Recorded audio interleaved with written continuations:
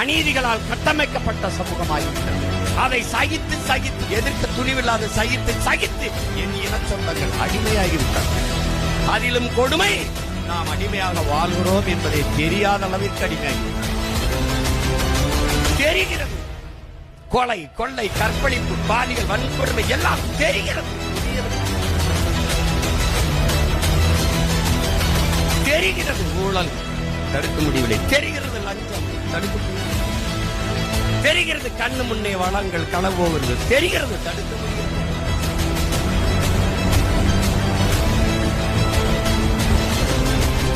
அம்பேத்கர் ஒருவன் அடிமையாக இருக்கிறான் என்பதை உணர்த்திவிடு, அவனே கிளர்ச்சி செய்வார்.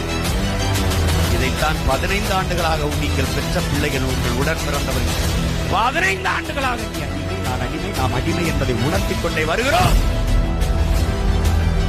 ஒரு கிளர்ச்சி செய்கிறார்கள், கிளர்ந்து எழுகிறார்கள்.